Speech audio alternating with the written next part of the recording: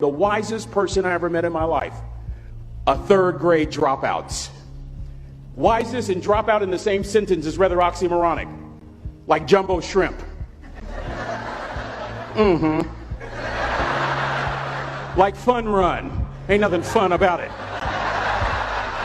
Like Microsoft Works, y'all don't hear me. I used to say like country music, but I've lived in Texas so long, I love country music now. I hunt, I fish, I have cowboy boots and cowboy. Y'all, I'm a black neck redneck. Do you hear what I'm saying to you? No longer oxymoronic for me to say country music. And it's not oxymoronic for me to say third grade and dropout. That third grade dropout, the wisest person I ever met in my life, who taught me to combine knowledge and wisdom to make an impact, was my father. A simple cook. Wisest man I ever met in my life. Just a simple cook. Left school in the third grade to help out on the family farm, but just because he left school doesn't mean his education stopped. Mark Twain once said, "I've never allowed my schooling to get in the way of my education." My father taught himself how to read, taught himself how to write, decided in the midst of Jim Crowism, as America was breathing the last gasp of the Civil War, my father decided he was going to stand and be a man. Not a black man, not a brown man, not a white man, but a man. He literally challenged himself to be the best that he could all the days of his life. I have 4 degrees. My brother is a judge. We're not the smartest ones in our family. It's a third grade dropout daddy. A third grade dropout daddy who was quoting Michelangelo, saying to us, "Boys, I won't have a problem if you aim high and miss, but I'm going to have a real issue if you aim low and hit." A country mother quoting Henry Ford, saying, "If you think you can or if you think you can't, you're right." I learned that from a third grade drop. Simple lessons. Lessons like these. Son, you'd rather be an hour early than a minute late. We never knew what time it was at my house because the clocks were always ahead. My mother said for nearly 30 years my father left the house at 3:45 in the morning. One day she asked him, "Why, Daddy?" He said, "Maybe one of my boys will catch me in the act of excellence. I want to share 2 things with you." Aristotle said, "You are what you repeatedly do." Therefore, excellence ought to be a habit, not an act. Don't ever forget that. I know you're tough, but always remember to be kind. Always. Don't ever forget that. Never embarrass mama. Yeah. If mama ain't happy, ain't nobody happy. If daddy ain't happy, don't nobody care. But you know, I'm trying to tell you. Next lesson. Lesson from a cook over there in the galley. Son, make sure your servant's towel is bigger than your ego. Ego is the anesthesia that deadens the pain of stupidity. Y'all might have a relative in mind you want to send that to. Let me say it again. Ego is the anesthesia that deadens the pain of stupidity. Pride is the burden of a foolish person. John Wooden coached basketball at UCLA for a living, but his calling was to impact people.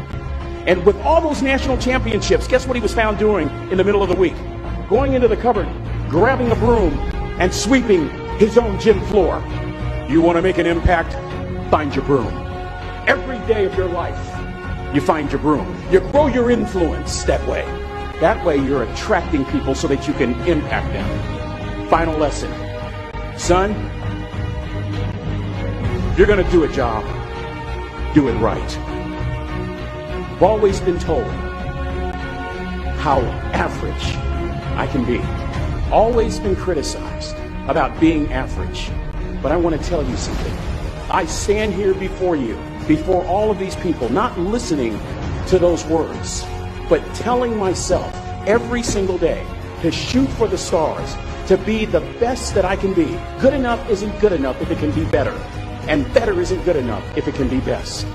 Let me close with a very personal story that I think will bring all this into focus. Wisdom will come to you in the unlikeliest of sources, a lot of times through failure. When you hit rock bottom, remember this. While you're struggling, rock bottom can also be a great foundation on which to build and on which to grow. I'm not worried that you'll be successful. I'm worried that you won't fail from time to time. Person that gets up off the canvas and keeps growing, that's the person that will continue to grow their influence. Back in the 70s, to help me make this point, let me introduce you to someone. I met the finest woman I'd ever met in my life. Back in my day, we'd have called her a brick house. This woman was the finest woman I'd ever seen in my life. There's just one little problem. Back then, ladies didn't like big old linemen. The blind side hadn't come out yet. They like quarterbacks and running backs. We're at this dance, and I find out her name is Trina Williams from Lompoc, California. And we're all dancing, and we're just excited. And I decide in the middle of dancing with her that I would ask her for her phone number. Trina was the first one. Trina was the only woman in college who gave me her real telephone number. The next day, we walked to Baskin & Robbins ice cream parlor. My friends couldn't believe it. This has been 40 years ago, and my friends still can't believe it. We go on a second date, and a third date, and a fourth date. We drive from Chico to Vallejo so that she could meet my parents. My father meets her. My daddy, my hero, he meets her, pulls me to the side and says, "Is she psycho?" But anyway, we go together for a year, 2 years, 3 years, 4 years. By now, Trina's a senior in college. I'm still a freshman, but I'm working some things out. I'm so glad I graduated in 4 terms. Nixon, Ford, Carter, Reagan. So now it's time to propose. So I talk to her girlfriends, and it's California. It's in the 70s, so it has to be outside. Have to have a candle, and you have to have, some chocolate. Listen, I'm from the hood. I had a bottle of Boone's Farm wine. That's what I had. She said yes. That was the key. I married the most beautiful woman I'd ever seen in my life. Y'all ever been to a wedding, and even before the wedding starts, you hear this? How in the world? And it was coming from my side of the family. We get married. We have a few children. Our lives are great. One day, Trina finds a lump in her left breast. Breast cancer. 6 years after that diagnosis, me and my 2 little boys walked up to Mommy's casket. And for 2 years, my heart didn't beat. If it wasn't for my faith in God, I wouldn't be standing here today. If it wasn't for those 2 little boys, there would have been no reason for which to go on. I was completely lost. That was rock bottom. You know what sustained me? The wisdom of a 3rd grade dropout. The wisdom of a simple cook. We're at the casket. I'd never seen my dad cry. But this time I saw my dad cry. That was his daughter. Trina was his daughter, not his daughter-in-law.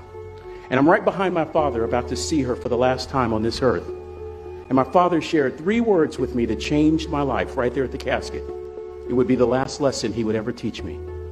He said, "Son, just stand. You keep standing. You keep standing. No matter how rough the sea, you keep standing." And I'm not talking about just water. You keep standing. No matter what, you don't give up. And as clearly as I'm talking to you today, these were some of her last words to me. She looked me in the eye and she said, "It doesn't matter to me any longer how long I live.